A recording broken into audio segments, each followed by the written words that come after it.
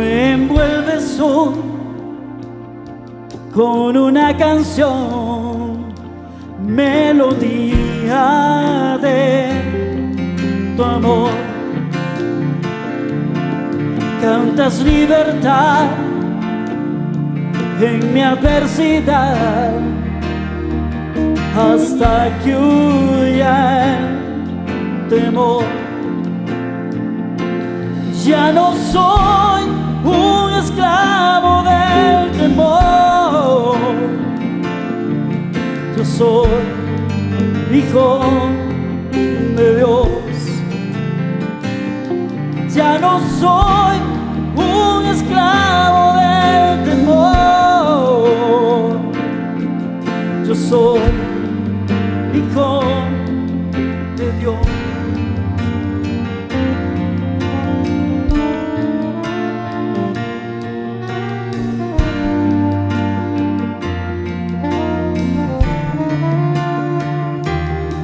Desde el vientre fui escogido en ti, me llamo el amor. De nuevo nací, recibido en ti, tu sangre en mí fluyó. Ya no soy un esclavo del temor, yo soy hijo de Dios. Entonces pueden decirlo. Ya no soy un esclavo del temor, yo soy hijo de Dios. Ya no soy un esclavo del temor, yo soy hijo de Dios. Ya no soy un esclavo del temor, yo soy hijo de Dios.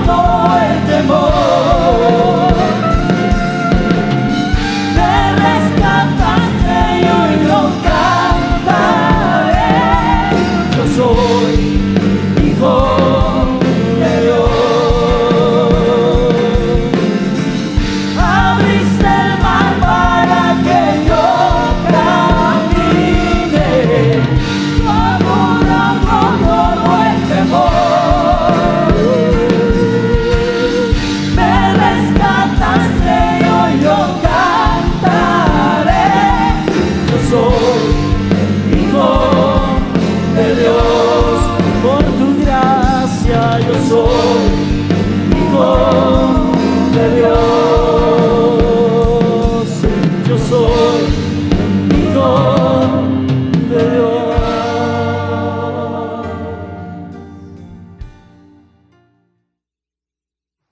Como es la que vimos, es común en el Medio Oriente.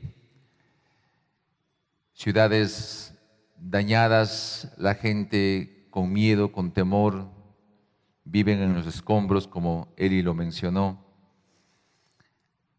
Y uno se pregunta, ¿por qué tiene que suceder así? ¿Por qué tienen que construirse ciudades para que se destruyan por bombardeos? La Biblia dice, ¿de dónde vienen las guerras? ¿De dónde vienen los conflictos? Por nuestros propios malos deseos que hay en el corazón.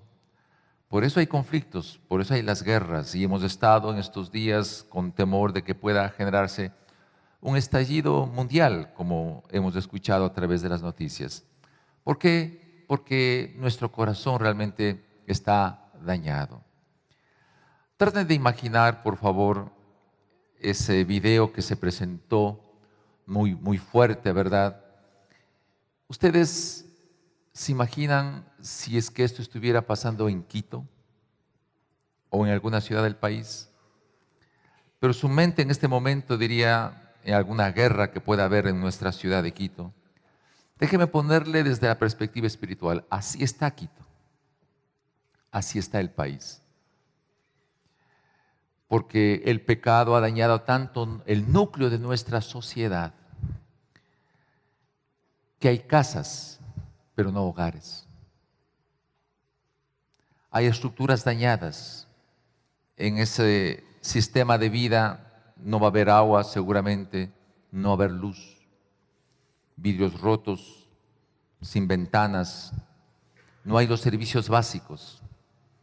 Porque cuando el pecado reina en una sociedad, así se ve, como en ese video, desde el punto de vista espiritual. Eli mencionó que se está reconstruyendo la ciudad, como ustedes oyeron. Yo creo que necesitamos nosotros esto hacer en Quito, reconstruir los hogares, las familias. Por eso el objetivo de este año y el deseo intenso, yo creo de parte del Señor, es que se pueda reconstruir el altar familiar, el altar familiar. Ustedes saben que estamos promocionando este tema Decídete a Vivir y que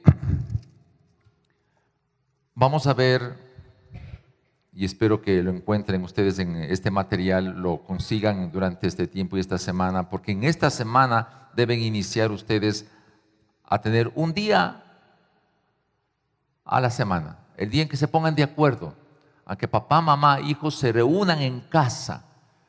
Y esto voy a predicar con todo mi corazón lo que representa la restauración del altar familiar.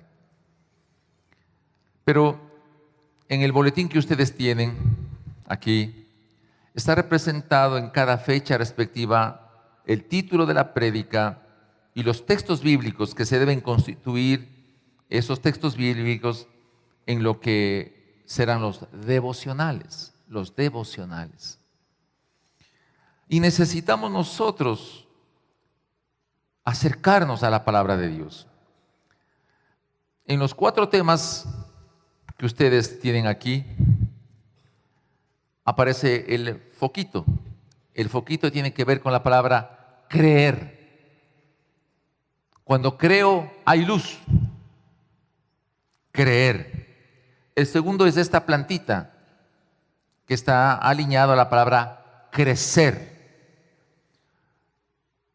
En la sociedad nuestra hay creencias de todo tipo y la destrucción de las ciudades, de las familias, es porque se tiene diferentes formas de creencia. Es dispersa la creencia, cada uno tiene su propia forma de creer y porque cree, así vive.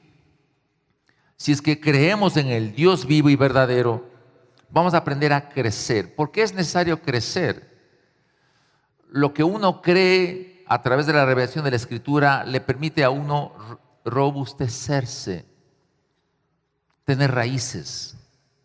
Cuando uno tiene raíces, entonces vive, que está simbolizado con este corazón, vivir. Y cuando uno vive realmente, uno puede cambiar. Es la mano que toca, que cambia, que altera. Nuestra sociedad, por lo tanto, nuestro Quito, nuestra amada ciudad, vivimos, ustedes por favor y yo sabemos lo que pasó en octubre. ¿En qué se constituyó el centro de la ciudad? En un estado de guerra. ¿Estuvo o no así? Se levantaron piedras, se destruyeron todos, se quemaron edificios. Por favor, no nos alejemos que esto puede suceder solo en las ciudades del Oriente Medio. Aquí ya nos pasó en un tiempo corto, pero fue terrible, como todos ustedes y yo lo sabemos. Por esa es importante que lo analicemos con responsabilidad. Este día vamos a hablar sobre lo que es la sed espiritual. El devocional va a ser el capítulo 4 del libro de Juan. La próxima semana vamos a ver la Biblia en función de lo que dice el Salmo 119. Lámpara es tu palabra a nuestros pies y lumbrera en nuestro caminar. En la siguiente semana vamos a utilizar la palabra los medios y vamos a analizar a Romanos capítulo 12, que debemos nosotros entregar nuestro cuerpo en sacrificio vivo y santo que es agradable delante de Dios, que es nuestro culto racional. ¿Cómo vamos a utilizar los medios para analizar este tema? Y el siguiente, el que tiene que ver con el tema cambiar, vamos a regresar al capítulo 5 del libro de Mateo, donde dice provocar el cambio, siendo sal y luz. Si ustedes ven estos cuatro puntos, creer, crecer, vivir, cambiar, van a ser las diferentes alternativas que deberemos tener durante todo este año. Les invito, por favor, a poder adquirir este material que cuesta $3. Sé que algunos dicen, deben tener cada uno o uno por familia. Si hay jóvenes, sugiero que cada joven lo tenga y los padres igualmente. Hagamos este esfuerzo. Muy bien, vamos a leer entonces el capítulo 4 del libro de Juan, ¿sí? Así es que mientras en la pantalla se va pasando el material, el texto bíblico, yo voy a leer, para todos hacerlo, de la versión NBI. Vamos entonces a ponernos de pie, porque se entiende que así podríamos nosotros hacer nuestro trabajo, ¿no? Ruego a los papitos, a los varones, que sean los que inicien este culto familiar, esta restauración de lo que nosotros hemos hablado al respecto, ¿sí? Vamos a leer entonces Juan capítulo 4. Si usted es de su papito, reúne a su esposa, reúne a sus hijos, se les reúne y dice, vamos a tener nuestro culto familiar. Vamos a levantar el altar y restaurar el altar familiar. Se reúne papito, mamita en la sala, en un lugar más cómodo, por favor, todos atentos. Y el padre, si hay papá o mamá, abre la escritura y lee a todos, como lo vamos a hacer ahora, ¿sí? Mientras van pasando en la pantalla los textos, yo voy a leer el capítulo 4, los versículos desde el 1 hasta el 42. Vamos a leer. La Biblia dice que la lectura de la palabra de Dios, de la Torá en el tiempo antiguo, si se acuerdan ustedes en Esdras y Nehemías, todo el pueblo, padres, abuelos, jóvenes, niños, todo el día leían la palabra de Dios y se escuchaba desde lo lejos. Y el texto dice, retumbaba la tierra cuando la gente leía las escrituras. Imagínense lo que eso significa. El libro de Esdras y el libro de Nehemías lo mencionan así. Capítulo 4 del libro de Juan, versión NBI. Se va pasando por la pantalla. Dice, Jesús se enteró de que los fariseos sabían que él estaba haciendo y bautizando más discípulos que Juan. Sin embargo, no era Jesús quien bautizaba, sino sus discípulos. Pero eso motivó que Jesús se fuera de Judea y volviera otra vez a Galilea. Tenía que pasar por Samaria, por lo que llegó a un pueblo samaritano llamado Sicar. Este pueblo estaba cerca del terreno que Jacob le había dado a su hijo José. Allí se encontraba el pozo de Jacob. Jesús, fatigado del camino, se sentó junto al pozo. Era cerca del mediodía. Sus discípulos habían ido al pueblo a comprar comida. En eso llegó a sacar agua una mujer de Samaria. Y Jesús le dijo: dame un poco de agua. Pero como los judíos nada usan en común con los samaritanos, la mujer le respondió: ¿cómo se te ocurre pedirme agua si tú eres judío y yo soy samaritana? Jesús contestó: si supieras lo que Dios puede dar y conocieras al que te se está pidiendo agua, tú le pedirías a Él y Él te daría el agua que da vida. La mujer dijo: Señor, ni siquiera tienes con qué sacar agua y el pozo es muy hondo. ¿De dónde pues vas a sacar esa agua que da vida?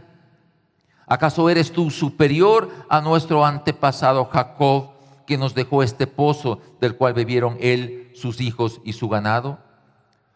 Todo el que bebe de esta agua volverá a tener sed, respondió Jesús. Pero el que beba del agua que yo le daré, no volverá a tener sed jamás. Al contrario, dentro de él esa agua se convertirá en manantiales del que brota vida eterna. Señor, dame de esa agua para que no vuelva a tener sed ni siga viniendo aquí a sacarla. Ve a llamar a tu esposo y vuelve acá, le dijo Jesús.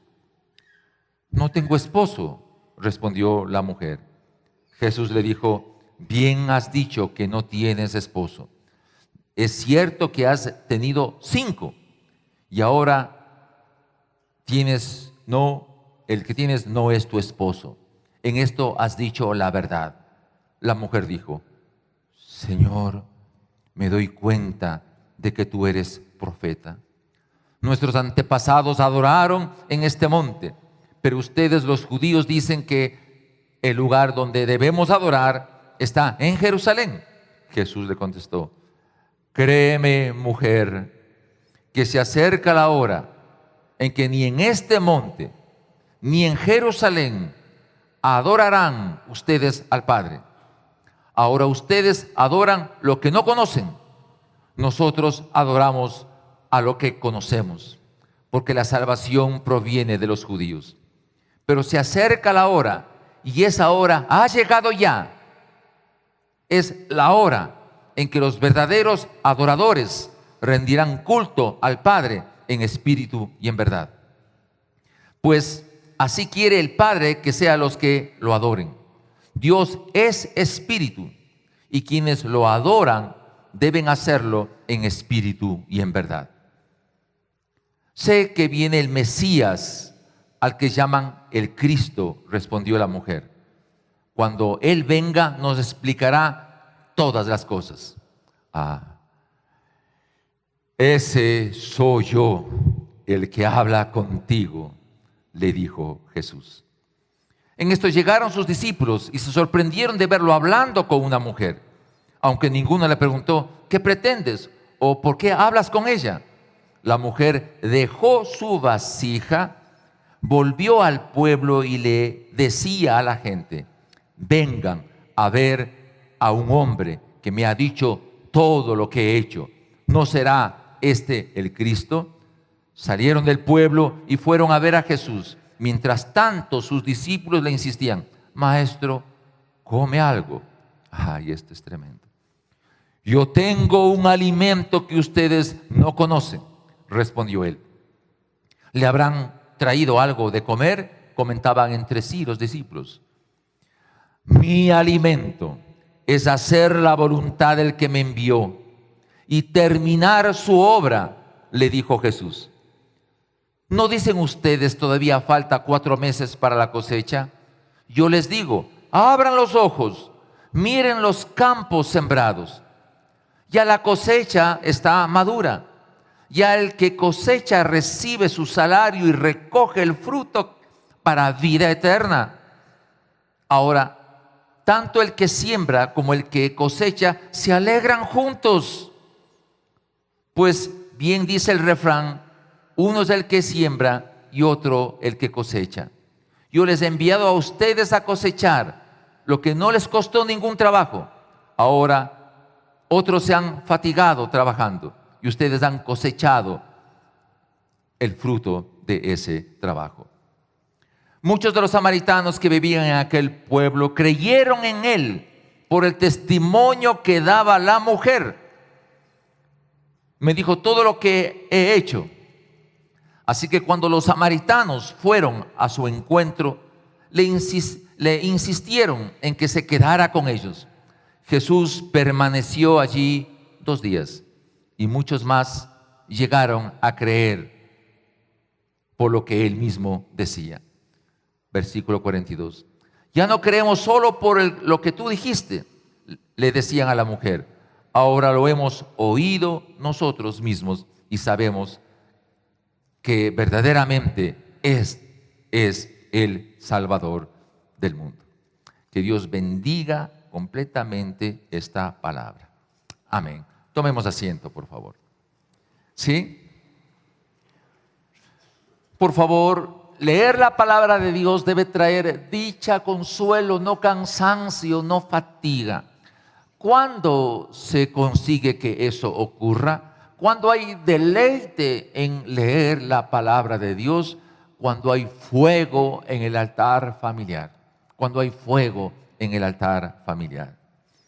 El capítulo 4 del libro de Juan es todo un compendio de teología. Ahí están resumidos todos los principios que usted y yo debemos no solamente conocer, aprender, sino ponerlo en práctica. Narra en el inicio una situación común y corriente que viva toda sociedad, toda cultura.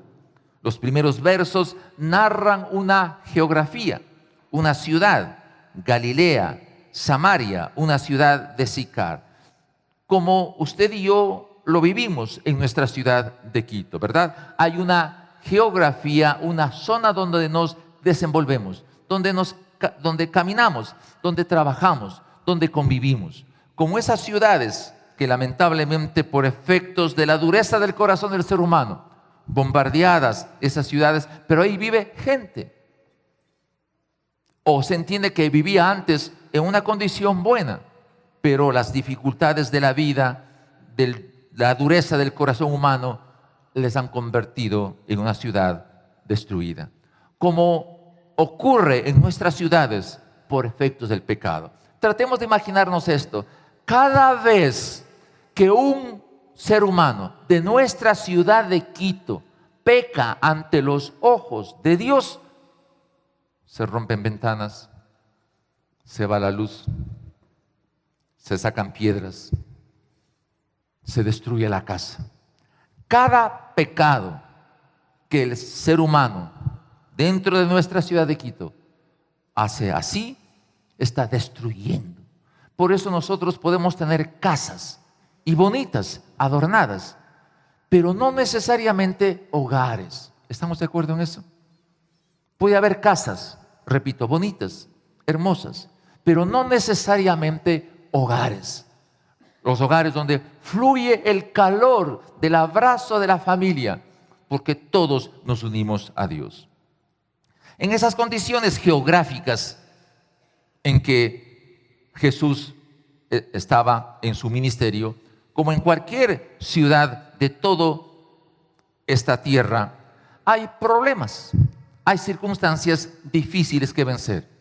¿Cuáles son los problemas que enfrentamos en la vida cotidiana? Dice el texto, miren ustedes, en donde claramente podemos ver, verso 6, entonces Jesús, cansado del camino, se sentó junto al pozo. Todos nosotros podemos llegar a un momento de cansarnos y necesitar el descanso. Todo ser humano, independiente de la cultura, después de un tiempo de fatiga, como Jesús, ser humano 100%, sintió cansancio.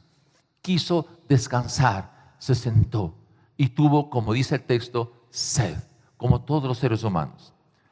Pero a su vez el texto menciona que los discípulos salieron a comprar. ¿Qué? Comida. Estos son los elementos vitales de nuestro diario vivir. Cada día necesitamos comer, cada día necesitamos tomar agua, cada día necesitamos descansar, tener una cama donde dormir, ¿verdad? Esa es la esencia de la vida cotidiana.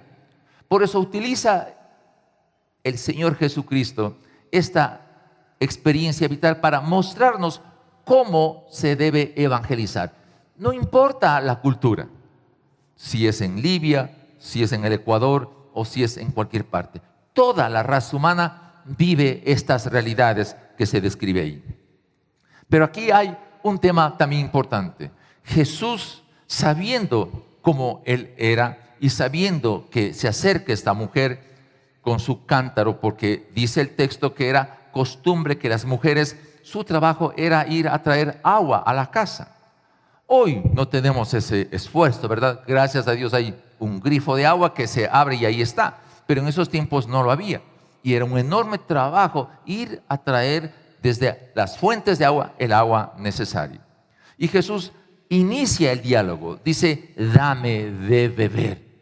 ¿A quién? A una mujer samaritana. La cultura de ese tiempo muestra que desde el tiempo de Babilonia, 550 años antes de Cristo, la diferencia entre samaritanos y judíos era tremendo. Los judíos le llamaban a los samaritanos perros. No podían conversar con ellos, no podían acercarse. Y a veces, en vez de cruzar la ciudad de Samaria para llegar a Galilea, tenían que darse la vuelta, inclusive para no pasar cerca de esa ciudad. Miren, y Jesús rompió completamente los conceptos culturales. Él toma la iniciativa para enfrentar un diálogo. Por lo tanto, una área importante aquí, querida y amada iglesia, es que hay diferencias, hay resentimientos, como hay en nuestros hogares, ¿o no es así?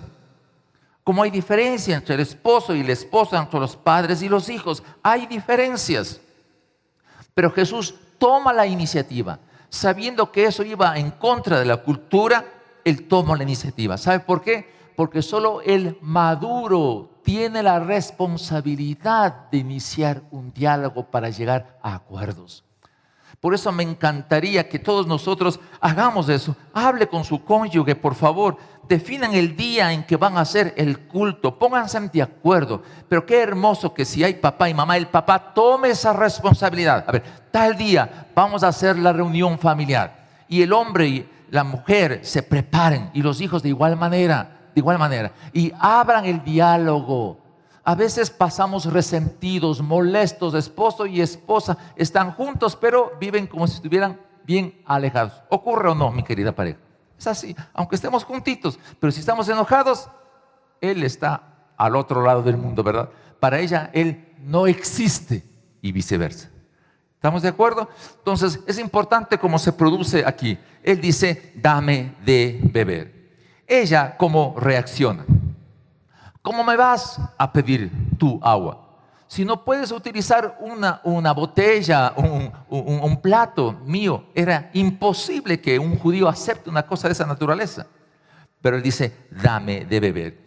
Y en medio de la discusión, fíjese cómo debe ser nuestra actitud. Esto es para mí muy emocionante. ¿Sabe por qué? Porque nos muestra cómo nosotros debemos actuar en nuestra casa, en nuestro hogar, en nuestro lugar de trabajo, en la sociedad donde nos desenvolvemos. Jesús le dice, si conocieras el don de Dios, el Dorea, es decir, a Jesús, ¿y quién es el que te dice, dame de beber? Tú le pedirías y Él te daría agua viva. ¡Wow! Esto es fundamental. Déjeme decirle esta declaración con todo mi corazón, con todas mis fuerzas, con la convicción de que es así. El problema de las comunidades, independiente de sus culturas, no es físico, no es económico, el problema es espiritual. Y ahí le vemos en esa situación. Jesús le dice, si tú entendieras el don de Dios y supieras quién te está pidiendo, tú le pedirías a Él agua y Él te daría agua viva. Y ella se sorprende, por supuesto, dice, ¿qué es esto de agua viva? Pues, ¿qué diferencia hay con el agua común y corriente que nosotros tenemos? La mujer dice, Señor, no tienes con qué sacarle y el pozo es hondo. ¿De dónde vas a sacar esa agua viva? Se le quedó la palabra, agua viva. Se le quedó la palabra, agua viva. Eso debemos hacer en nuestro hogar, en nuestro altar. Tener cierta expresión y decir que la sed espiritual nos va a ayudar a todos a convivir mejor. Agua viva que viene del cielo, le dice el esposo a la esposa, la esposa al esposo, o el padre solo a los hijos, según como sea el hogar. Pero alguien tiene que decir que hay agua espiritual que nos va a permitir tener vida y manejar nuestras diferencias de mejor manera posible. Frente a esta situación, Jesús le confronta una situación más fuerte. Dice él, cualquiera que bebiera de esta agua volverá a tener sed. Mire qué declaración. ¿Cómo ocurre a nosotros? Hoy comemos, mañana tenemos que volver a comer, ¿sí o no? Cada día comemos tres veces al día. Y agua, igual manera. Hay un asunto material que tiene que ser resuelto.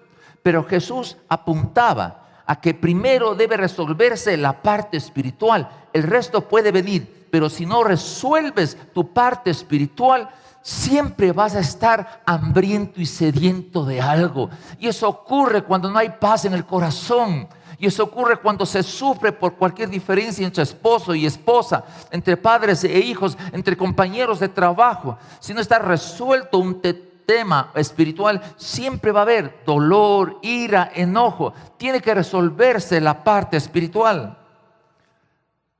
Pero la declaración de Jesús es formidable. ¿Sabe por qué?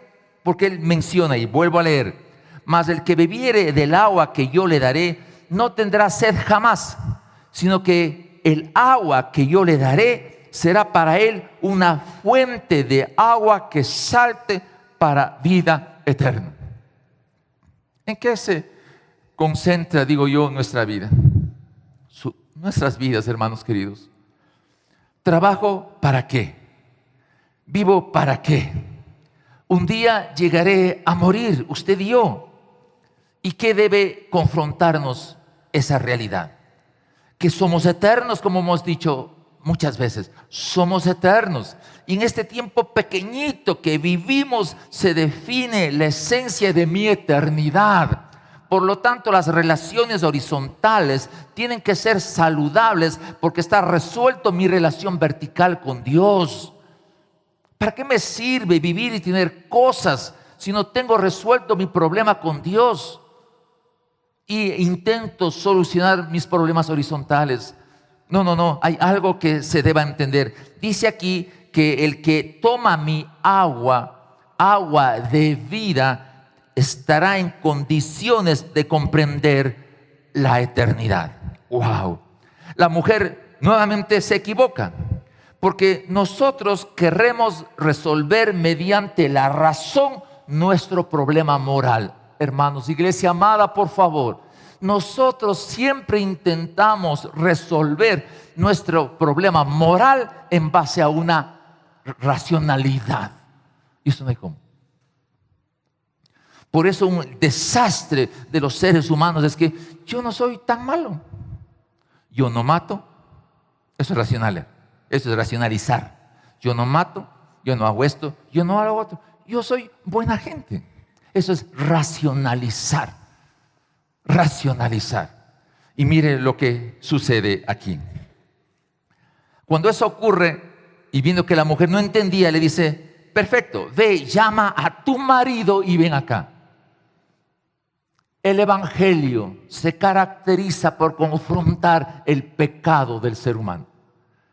Viendo que Jesús, esta señora, no manejaba bien la parte espiritual, le dice, perfecto, llama a tu marido y regresa. Y ella dice, ¿sabes qué? No tengo marido. Y le puso Jesús el dedo en la llaga. Pero ella fue veraz Jesús le dice, bien has dicho. 5 has tenido. Tenía un problema sexual esta mujer. 5 has tenido. Y el que tú tienes ahora no es tu marido. Has dicho la verdad. Hermanos queridos, por favor, ¿cómo soy libre yo? ¿Cómo es ejercer la libertad? El ejercicio de la libertad está en no tener nada oculto en mi vida. No tener nada escondido o guardado en mi vida. El concepto de la libertad es ser veraz. Y esta mujer fue veraz. Ella aceptó que el hombre con quien ella vivía no era su marido. Tenía un problema sexual. ¿Escucharon eso? Muchas veces nosotros a veces queremos tapar el sol con un dedo. Pero en ese momento en que la mujer acepta que había algo espiritualmente que tenía que ser resuelta, cuando esta mujer sabía que tenía una cadena que romper, cuando esta mujer se dio cuenta que lo que estaba haciendo estaba mal, genera un salto impresionante. En mi lectura, una de las partes más hermosas de ese texto es que cómo ella hace un salto al darse cuenta cuando se le confrontó con su pecado. Mire lo que ella responde. Le dijo la mujer, Señor, me parece que tú eres profeta. Nuestros padres adoraron en este monte. Noten que la mujer entró ya a analizar lo que es adoración. Alguien puede decir, pero ¿qué tiene que ver con la adoración lo que tú estés viviendo de mala manera con este hombre que no es tu marido? Ella comprendió de que algo tenía que ver con la adoración a Dios. Y esto es tan importante porque a veces nosotros decimos que adoramos a Dios, pero no lo estamos adorando a Dios realmente. Aunque digamos que adoramos a Dios, no lo estamos adorando realmente. ¿Sabe por qué? Mire lo que se habla aquí. Jesús le dijo, mujer, créeme que la hora viene cuando ni en este monte ni en Jerusalén adoraréis al Padre. Vosotros adoráis lo que no sabéis. Nosotros adoramos lo que sabemos, porque la salvación viene de los judíos. Mas ahora viene y ahora es cuando los verdaderos adoradores adorarán al Padre en espíritu y en verdad. ¡Wow! Yo puedo cantar todas las canciones del mundo. Yo puedo cantar todos los himnos más hermosos que hay en el mundo, pero no adorarle a Dios. Yo puedo llorar cuando le adore, entre comillas, pero no le estaré adorando. Porque Jesús presenta, no es cuestión de lugar. ¿Escuchó eso? No es cuestión de lugar. Los judíos decían, se debe adorar en Jerusalén. Los samaritanos decían, no, debe ser en el monte aquí. Él dice, ni en el uno ni en el otro. Porque Dios está buscando adoradores en espíritu y en verdad. Por lo tanto, donde yo camine, mi condición es la que define la adoración a Dios. Lo debo hacer en el espíritu y debo hacerlo con la verdad. Por lo tanto, no puede haber algo oculto, algún pecado oculto, alguna situación no resuelta. Mi querida iglesia amada, en el culto familiar, el varón, por favor, no se atreve. Vamos a cantar esta bonita alabanza, sabiendo que tiene algo oculto en su corazón. Oh querida mujer, o los hijos, si hay algo oculto en el corazón, así tenga linda voz, la adoración no llega al cielo, porque la única adoración es en espíritu y en verdad. ¿Comprende eso? Por esa razón, cuando adoramos, hermanos queridos, tenemos que revisar nuestro corazón. Por eso la necesidad del culto familiar, ahí a adorar en espíritu y en verdad. A ver, mujer, quiero ponerme de acuerdo contigo. Me resentí por algo, perdóname o te perdono. Y la mujer así, igual. Y los hijos igual. ¿Pueden ustedes imaginarse lo que significaba eso? Escucharles a los hijos cómo les fue la semana. Hay un tiempo de diálogo, de conversación. los hijos pueden estar resentidos con los padres, molestos con los padres por alguna razón, pero antes de adorar, antes de alabar al Señor, se debe resolver las crisis que a veces afectan a la familia. Hay que arreglar los vidrios rotos, hay que arreglar la tubería para que haya agua, hay que arreglar la parte eléctrica para que haya luz. En la imagen que estamos hablando de la ciudad bombardeada, ¿sí? Eso nos va a permitir. Varón querido, usted no puede decir, sí, tuvimos un culto familiar y adoramos a Dios, pero hay algo oculto. No hay cómo, hermano. No hay cómo. Ese es el altar familiar. Restaura la relación esposo y esposa. Restaura la relación padres e hijos. Restaura la relación con Dios. Y Dios va a bendecir, va a cubrir todas las necesidades cuando el altar de la adoración a Dios haya sido restaurado.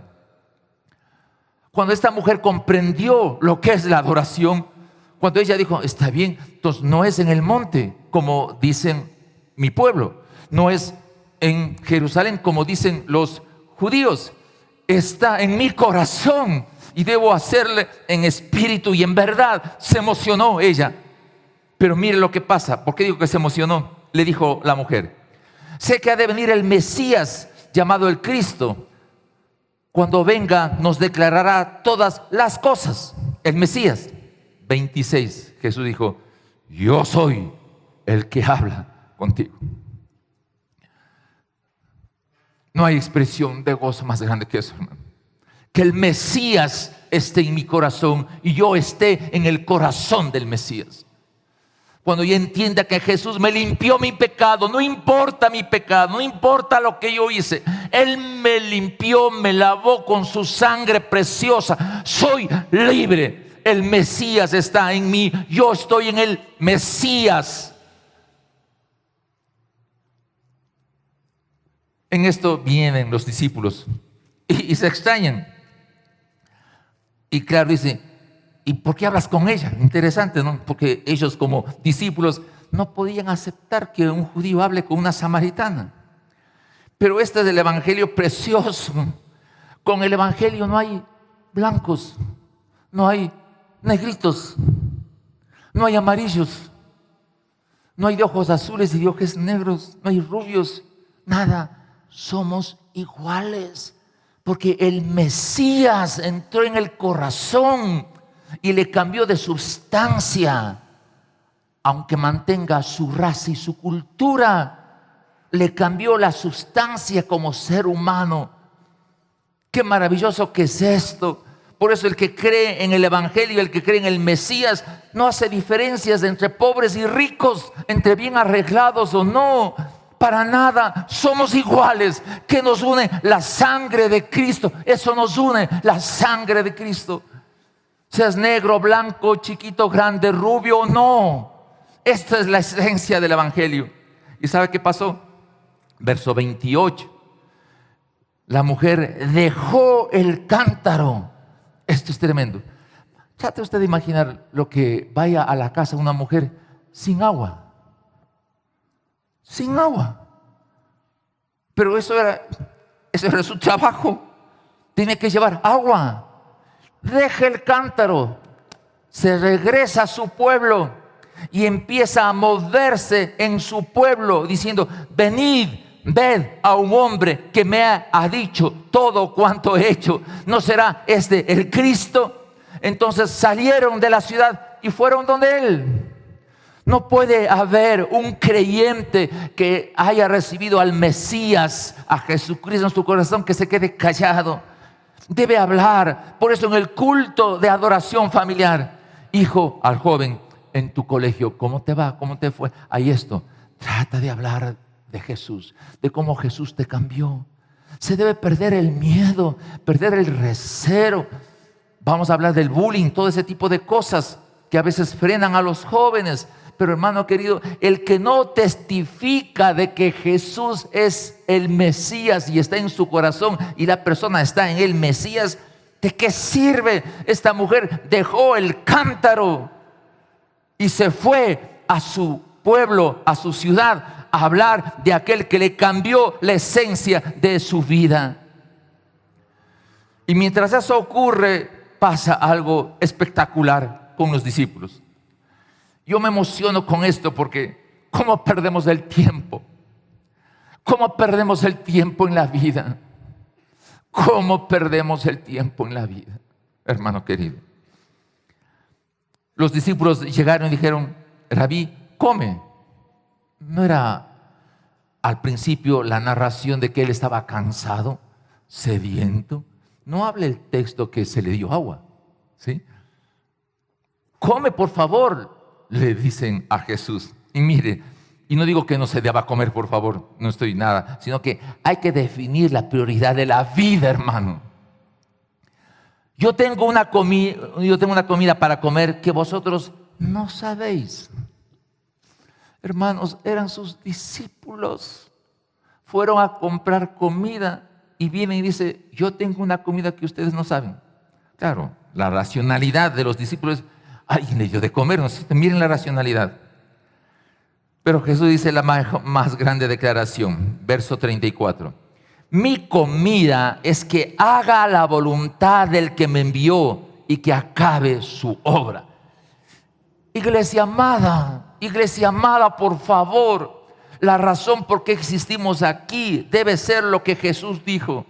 Mi comida es hacer lo que Dios me mandó a hacer y terminar su obra.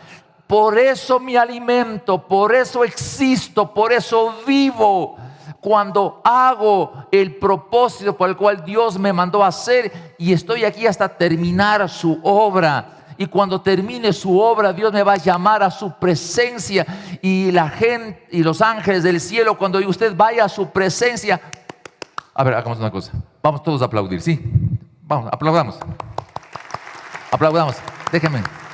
Escuchen el aplauso del cielo cuando usted entre ahí. Escuche el aplauso de los ángeles cuando usted entre allá. Esa es la comida, esa es la bebida, terminar la obra que Él nos ha dado. Por lo tanto, a veces la gente quiere éxito aquí, ser una estrella, ser por aquí, tener éxito, viajar, todo el mundo. Y eso todo puede estar bien, pero no debe ser el propósito. Recibir el aplauso del cielo, los ángeles que se pongan de pie y digan: Víctor Carrera viene, y todo el cielo se prepara a darle un lindo recibimiento a Víctor Carrera, porque él cumplió su tarea, su comida, su bebida fue hacer la voluntad del Padre que está en los cielos, hermanos. Por favor, porque desnudo venimos, no vamos a llevar ni un solo dólar allá. No vamos a llegar casas, ni carros, ni nada. Hermanos queridos, por favor, eso debemos inculcar a nuestros hijos. Hay que comer, sí, hay que vestirse, sí, todo eso lo va a dar Dios. Pero el objetivo central es cumplir la tarea que Él nos mandó. Y miren lo que dice Jesús. ¿No decís vosotros: aún falta 4 meses para que llegue la siega? Aquí os digo: alzad vuestros ojos y mirad a los campos, porque están blancos para la siega. ¿Qué significa blancos para la siega? ¿Dónde trabaja mi hermano querido? En la clínica Santa Lucía usted va a ver muchos blancos. Me refiero no al color de la piel. Blancos para la siega significa listos para recibir el evangelio. Como la mujer samaritana, que al principio ni tenía la menor idea de lo que le iba a suceder a ella. ¿Tenía claro lo que iba a pasar a ella? Nada. Pero ella era una mujer blanca para la siega. Estaba lista para ser presentada el evangelio. Usted, mi hermano querido, en su alrededor va a ver mucha gente que está listo para la siega. Hay muchos blancos alrededor nuestro, en nuestro hogar. Puede ser en nuestro hogar. Esposos que no son creyentes, mujeres que no son creyentes, pero están siempre blancos para la siega. Hijos que no son creyentes estarán blancos para la siega. Eso dice Jesús. Y miren, el que siega recibe salario y recoge fruto para vida eterna. Para el que siembra se goce juntamente con el que ciega. Se goza. Ese es el gozo. A veces nosotros vemos, ¿no? Me va mal, no tengo plata. No tengo plata para esto. Esa es una queja continua, ¿verdad? Mi vida es un desastre. Y va a la música de Julio Jaramillo, ¿no? Bendito licor, ¿cómo es esa canción, no? Déjeme acordarme. Licor bendito, ese. Gracias. Licor bendito que quitas los pesares. ¿Puede usted escuchar eso? Licor bendito que quita los pesares. Por amor a Dios, ¿qué nos pasa? Si lo único que quita el pesar es la sangre preciosa de Jesús que limpia todo pecado. Eso quita los pesares, hermanos. Y eso debemos hablar y predicar, hermano querido. No el licor bendito que quita los pesares. ¿Qué tal, hermanos? La gente necesita escuchar de eso, hermanos. Y termina con esto, hermano querido. Termina con esto. Verso 39. Y muchos de los samaritanos de aquella ciudad creyeron en él por palabra de la mujer. Wow. Esa es la herencia. Que haya mucha gente que crea en Dios por mi testimonio personal. Mire, le repito. Y muchos de los samaritanos, enemigos de los judíos. Y Jesús estaba como iniciando su ministerio. Los samaritanos creyeron en Jesús por el testimonio de aquella mujer, que daba testimonio diciendo: me dijo todo lo que he hecho. Eso es el evangelio. Confrontación, todo lo que yo he hecho, hermano querido. Entonces vinieron los samaritanos a él y le rogaron que se quedase con ellos, y se quedó ahí 2 días. Porque hay alegría cuando la salvación viene a casa. Cuando hay gozo, hermanos. Dios nos permite entender esto. Y creyeron mucho más por la palabra de Él, del mismo Jesucristo. Termino con esto, mis hermanos queridos.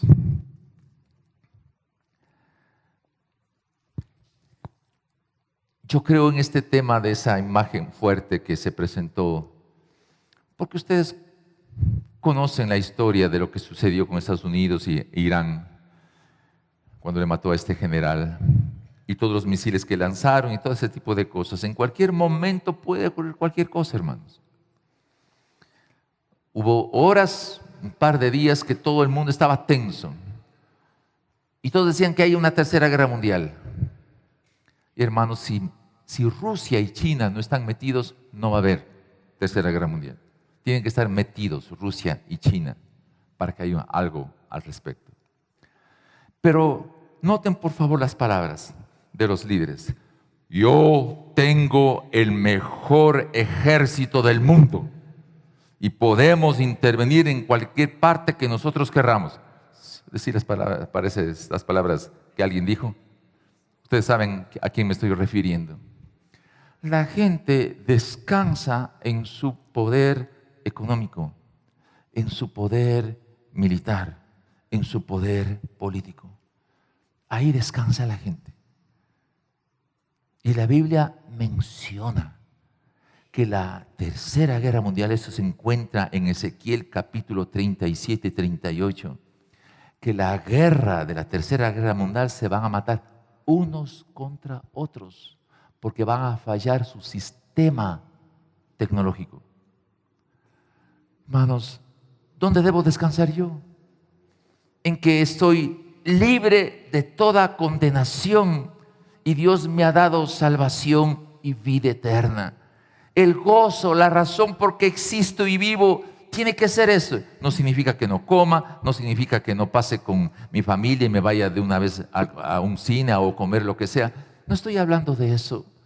Estoy hablando que el propósito, la razón de ser, la esencia de mi gozo y de mi alma, que me llena a mí como ser humano, saber que yo no tengo condenación, que estoy libre de condenación, que el pecado ha sido justificado por medio de Jesús el Padre y que yo soy un factor para convertir en mi ciudad en un hogar donde haya casas con ventanas, con cortinas, con luz, con agua, con los servicios básicos.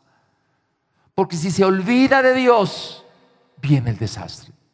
Vamos a tener un tiempo de adoración y luego vamos a orar. Yo le voy a invitar a usted, si tal vez vino por primera vez o si tal vez ya ha venido y sabe que necesita ser resuelto su pecado, en esta mañana el Señor Todopoderoso va a hacer el milagro más grandioso, más grande, que el nombre suyo va a estar escrito en el libro de la vida y que usted va a estar libre para poder adorarle al Señor.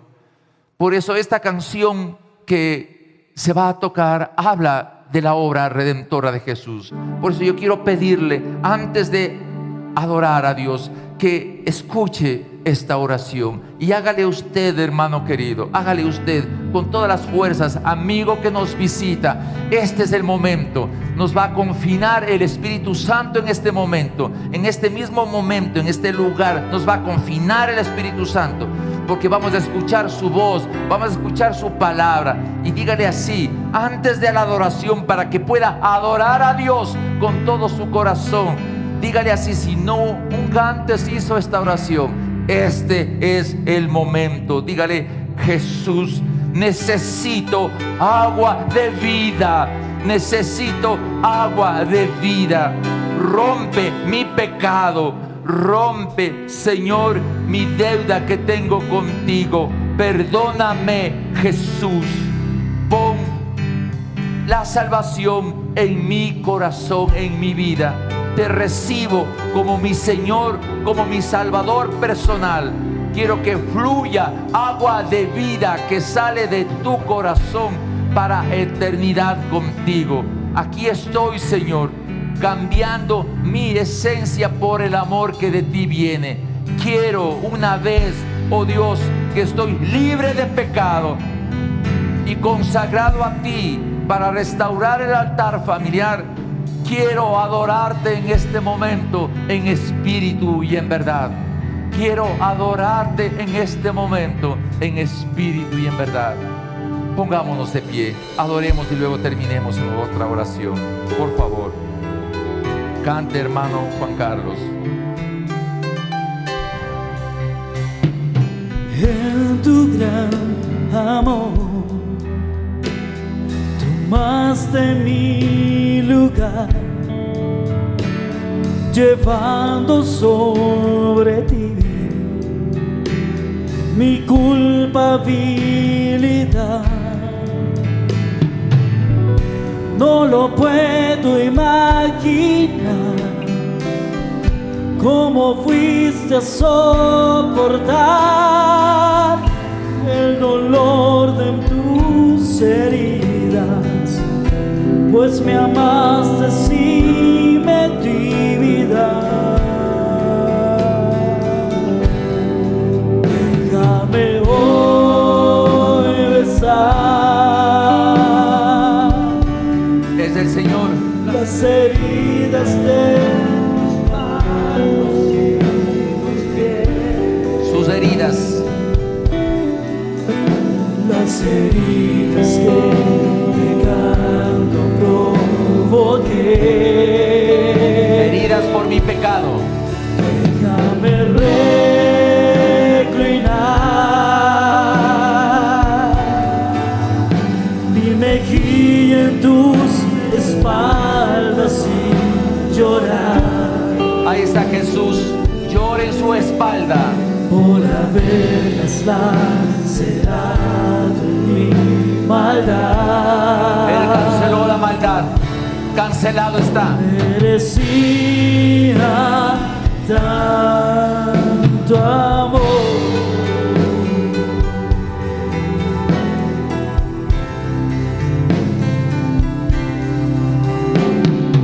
En tu gran amor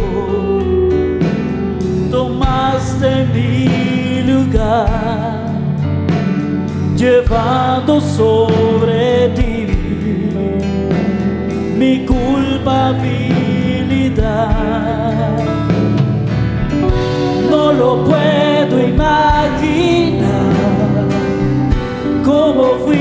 a soportar el dolor de tus heridas, pues me amaste sin medir vida.